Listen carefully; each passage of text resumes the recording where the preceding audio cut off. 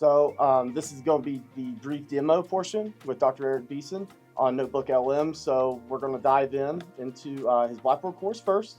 Then we're going to take a look at the tool. And if I missed anything, Eric, feel free. This is just a conversation. Yeah, sounds good to me. So here's my Blackboard shell for Counseling 605. It's Theory and Practice of Appraisal and Counseling. So like most courses, this should look very similar. There's a Start Here button. So I'll click Continue. In a second, I'll click Continue.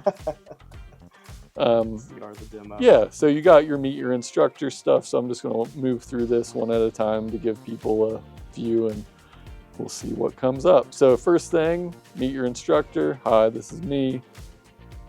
Then if you get bored, here's a CV. Take a tour of the course. Couple, knowledge check questions. So all basic course organization stuff. And you have video there with each major aspect Right, of the course. right, yeah. And then you go into the syllabus. So just typical, review and download the syllabus. Nothing unusual here yet. Now it might get a little unusual. This course is AI forward. What's that mean? Here's some information, connection to the Design Center micro-credentials, a couple resources, a couple special notes. I've got a couple basics about old generative AI prompting skills and evaluating AI output skills, just for them to, again, this isn't exhaustive, but people are using it anyway, so just giving them a little bit of a primer for how they might think about that. In this course, I created a GPT tutor. I created a interactive counseling role play generator, and then I also have a Notebook LM component. So again, this is the syllabus, when stuff due, and then can I listen to the syllabus? So this is where the audio overview component comes in. So this was created with Notebook LM. I give that citation where those resources are. And then I say, if you want to use Notebook LM on your own, here's how you can do it. So this is a video of me just creating the audio overview that I shared with the students, adding more source material, how to do that. So again, this is giving students everything they would need to use Notebook LM. So, if they like that an instructor creates an audio overview of a syllabus, they don't have to rely on the instructor to create an audio overview of the syllabus. They can just do it themselves. It's all right here for them. It's all right there. So Notebook LM as an interface, you go to notebooklm.com. If you have a Google account, you'll log in. If you don't have a Google account, you will have to have a Google account. So use your own decision making there. And then it'll come up here. You have all your notebooks.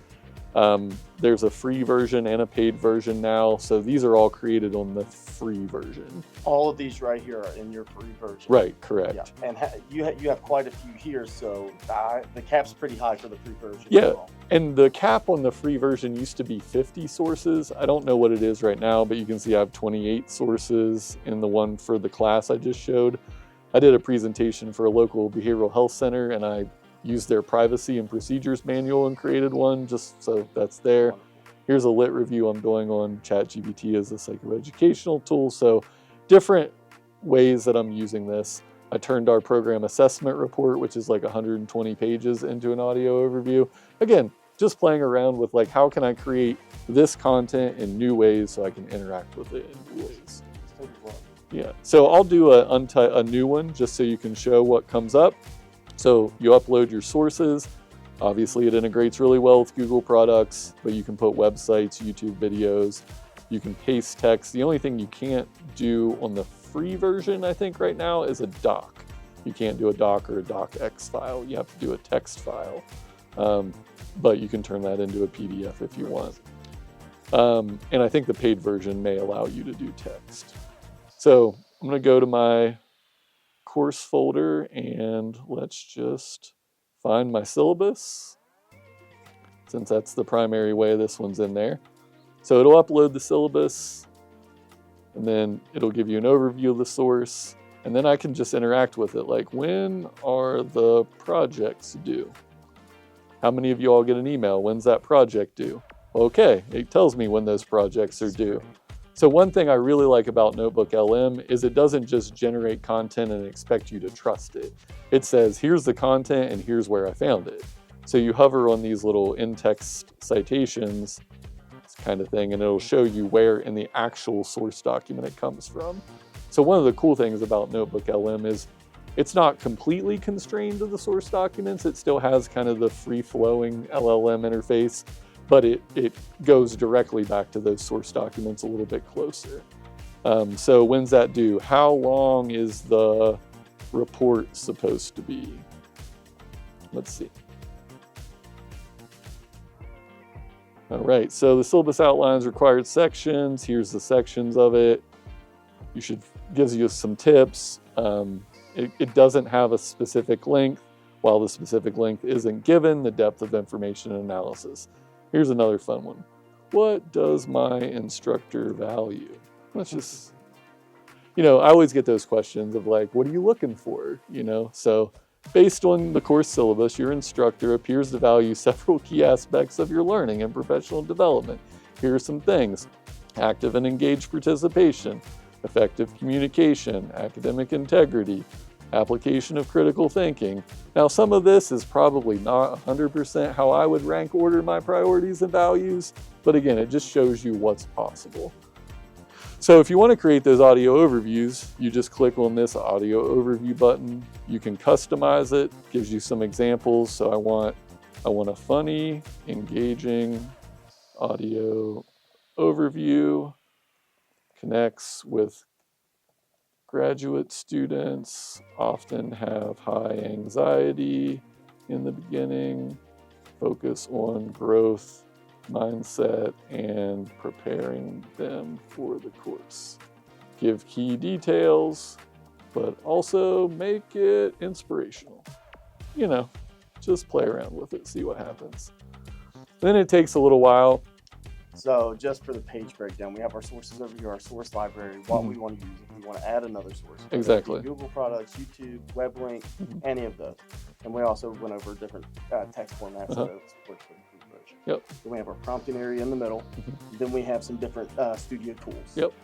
This is where our podcast, our audio overview, and some study guide, briefing doc, frequently asked questions, timeline. Yep. There's a lot here that we can unpack. This is just to get you into the door, just kind of pull behind the curtain a little bit and see different types of modalities, different types of formats that we want to procure this information. You're right. So. And I'm glad you mentioned the adding other sources piece, because in the one that I built for my course, I put all the lecture slide decks, I put all the rubrics, I put all the assignment details, everything in here. So it would actually give probably a little more like structured detail. And then again, it would tie back to the specific source, which I think is really useful. One thing I like is they don't make you just sit around and wait for it to generate, so you can do other things. So if I wanted to build a study guide, I click it, creates a study guide.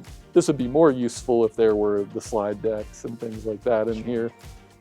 Adding to that, the source content, what it's being able to pull from. Exactly. The more you have, the more it's going to be able to generate. Yeah.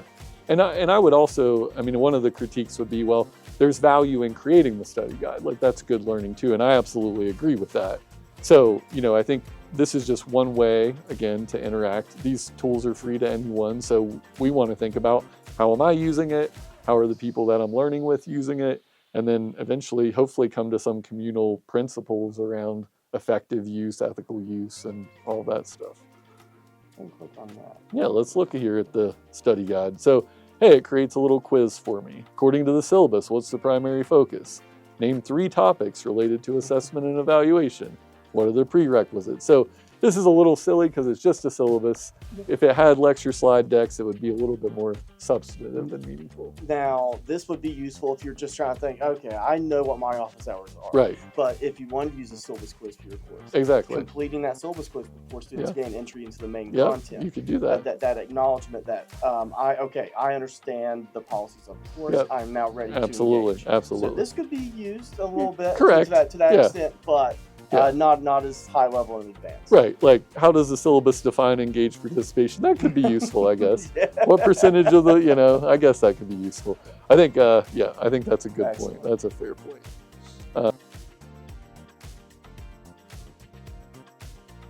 All right, so hey everyone, and welcome to the deep dive. It's funny, starting a new grad course, it can kind of feel like, I don't know, all right, so hey everyone, and welcome to the deep dive. It's funny, starting a new grad course, it can kind of feel like, I don't know, like stepping onto a roller coaster right at the tippy top of the tallest hill in the whole park. Yeah. You know, it's like a wild mix of, oh, wow, this is going to be so awesome. And oh my gosh, what am I getting myself into? It really is. That's a really good way to put it. There's definitely like a thrill to it, like an anticipation, but there's also that, like a knot of nerves about all the unknowns, right? Yeah, totally. Well, just picture us like your seasoned ride buddies, we're here to like point out all the crazy twists and drops coming up and like, make sure.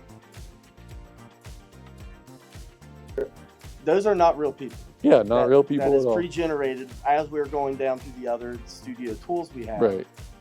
And that's pulling from that source material. Exactly. Only from the source material. I think I think it still has a little bit of the free-flowing nature of an LLM to like, if it doesn't know what a term means, it can seek out what that term means and infuse it into the podcast. But I think that's, on a limited basis, it's going to stay really close to the source documents. And what gets me is the inflections of the voice, the surprised aspect, these humanistic traits. Yes. That it blows my mind every time. Yeah. So it took 2 minutes to do. So, you can play around with it. They have this interactive mode where you can actually interject with the podcast now.